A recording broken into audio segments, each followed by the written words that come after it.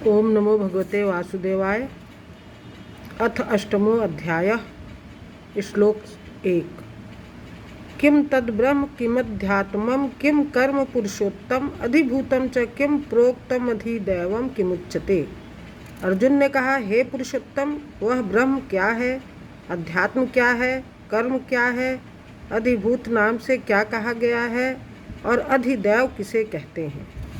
अधियज्ञ कथम को अत्र देहे अस्मिन् मधुसूदन प्रयाण काले च कथम ज्ञेयो असि नियतात्म भी।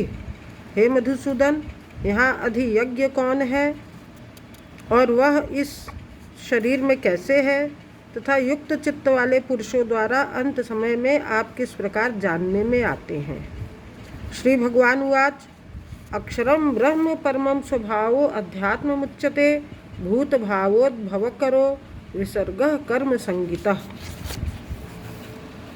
श्री भगवान ने कहा, परम अक्षर ब्रह्म है, अपना स्वरूप अर्थात जीवात्मा अध्यात्म नाम से कहा जाता है तथा भूतों के भाव को उत्पन्न करने वाला जो त्याग है वह कर्म नाम से कहा गया है।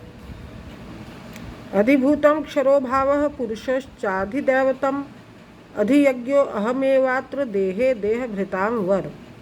उत्पत्ति विनाश धर्म वाले सब पदार्थ अधिभूत हैं, हिरण्यमय पुरुष अधिदेव है और देहधारियों में श्रेष्ठ अर्जुन, इस शरीर में मैं वासुदेव ही अंतर्यामी रूप से अधियज्ञ हूँ। अंतकाले च मामेव स्मरन् मुक्त्वा कलेवरम यह प्रयाति स मद्भावम याति नास्त्यत्र संशय।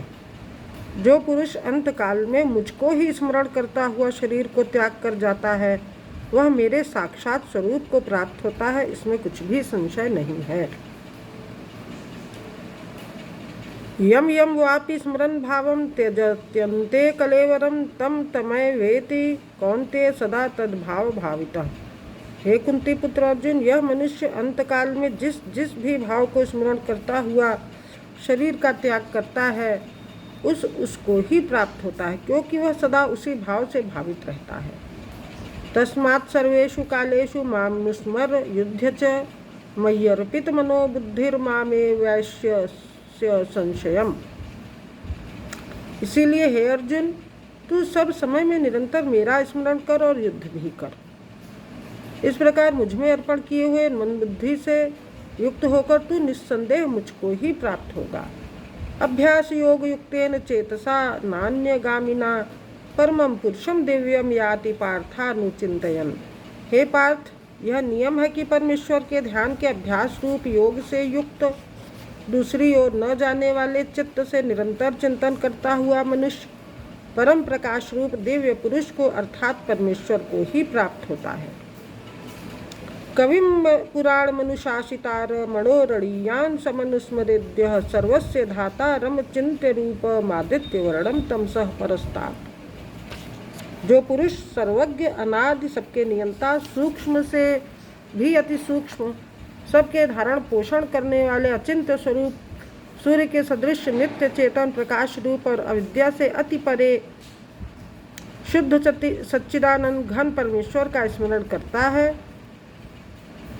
प्रयाण काले मनसा चलेन भक्त्या युक्तो योग बलेन चैव भ्रुवोर मध्ये प्राणमावेश्य सम्यक स तम परम पुरुष मुपैति दिव्यम।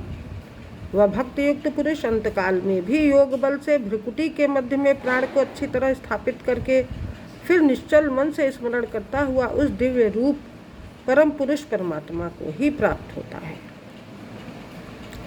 यदक्षरम वेदविदो वदन्ति विशन्ति यद्यतयो वीतरागाः यदिच्छन्तो ब्रह्मचर्यं चरन्ति तत्ते पदम संग्रहेण प्रवक्षे।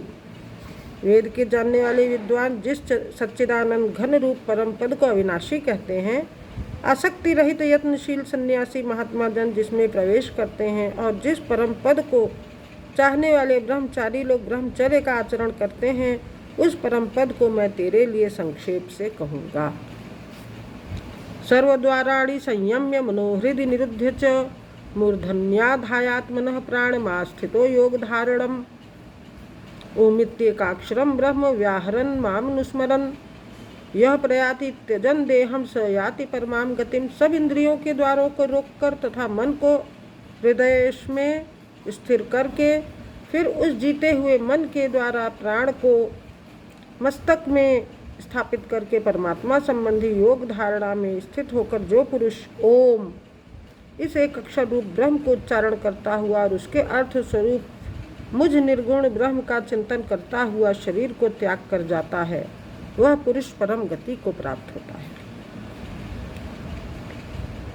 अनन्य चेता सततम यो माम स्मरति नित्यशः तस्याहं सुलभः पार्थ नित्य युक्तस्य योगिनः। हे अर्जुन, जो पुरुष मुझ में अनन्य चित्त होकर सदा ही निरंतर मुझ पुरुषोत्तम को स्मरण करता है, उस नित्य निरंतर मुझ में युक्त हुए योगी के लिए मैं सुलभ हूँ, अर्थात उसे सहज ही प्राप्त हो जाता हूँ।